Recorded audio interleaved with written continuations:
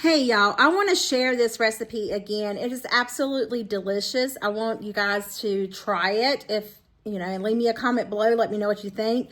I know that Becky shared it on Acre Homestead, but it's got Brussels sprouts, it's got sweet potatoes, it's got butternut squash. You could probably change any vegetable you wanted to out for it.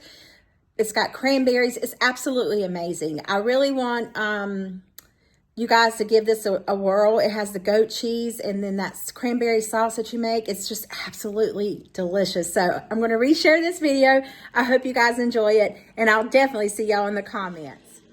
Alrighty, y'all. For this recipe, you'll need some Brussels sprouts. I had bought the Brussels sprouts already in a package, but they were reduced. So I had to cut some of them off and start so I just kind of cut them thinner. But I did buy, you can do this without buying like the cube stuff. You can buy your own. But to me, this is just easier.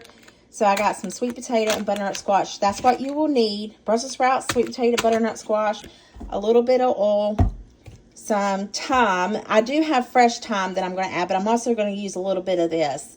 And we're going to mix it in this bowl here. And then we're going to put it on the cookie sheet and bake it in the oven at 400 degrees for, there we go.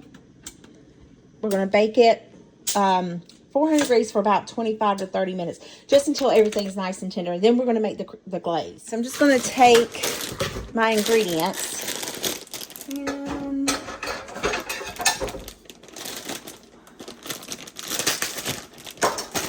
Try not to cut my hand off.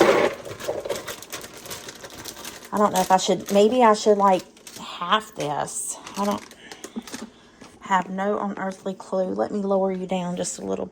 Y'all, there was nothing left. I ate every bit of it. It was absolutely delicious. I could eat it again and again.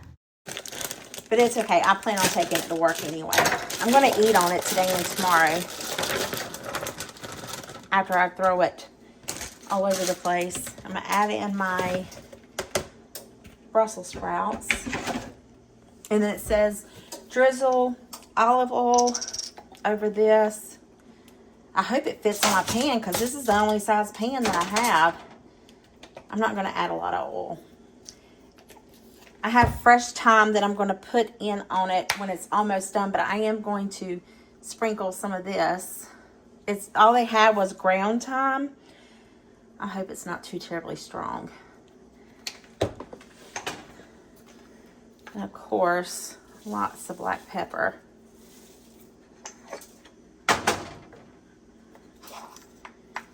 And some salt.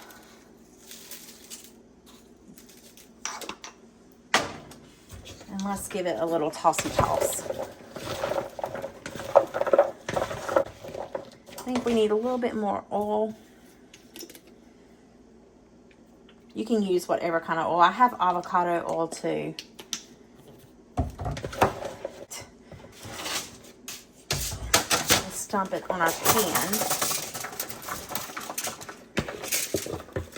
I bought 2 bags of Brussels sprouts. I'm kind of wondering if I should have just used both of them.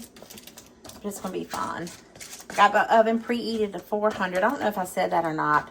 My CRS is really kicking in. Burner on low. It didn't really say in the recipe like exactly what type of cranberry juice to use. It just says cranberry juice. I will have the recipe link below, but it says you'll need a half a cup of cranberry juice, a quarter cup of dried cranberries, 2 tablespoons of honey or maple syrup, and a tablespoon of balsamic vinegar. Well, I'm a saucy person, so I'm going to double this. So I'm going to add in a cup of cranberry juice. And if it's a little bit more, it's okay. I got the ones with 50% less sugar just because I'm trying to, cut back on wherever I can. And sugar, I tell you, boy, it is not your friend. Tablespoons of honey. So we're just going to eyeball this. I'm not going to put that much in it just because there's plenty of sugar from the cranberry juice and the cranberries. And then it says 1 tablespoon of balsamic vinegar.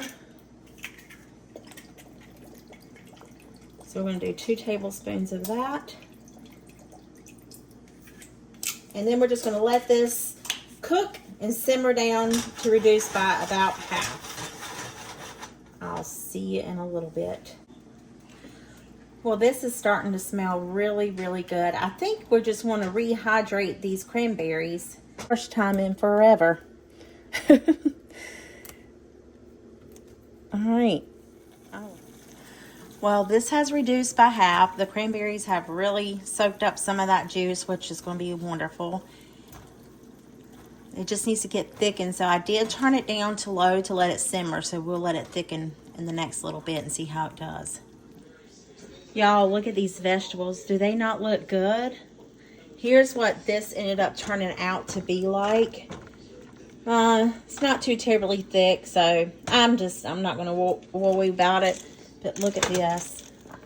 So you're just going to, it says to take this. I did end up putting the thyme over the top of it. I'm going to fix a little bit.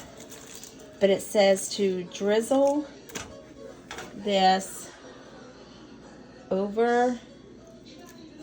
I think it would be better if it was just tossed, but y'all know how I am. I'll stir it in there. And then it said to top it with goat cheese. It smells delicious. I hope it tastes delicious. We're fixing to find out.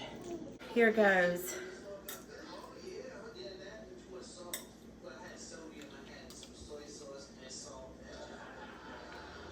Wow.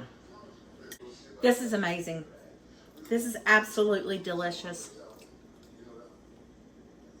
I'm in love. I love it. Perfect. Well, there you have it. I hope this video put some yummy in your tummy and smile in your heart. I'll see you guys in the next one. Bye.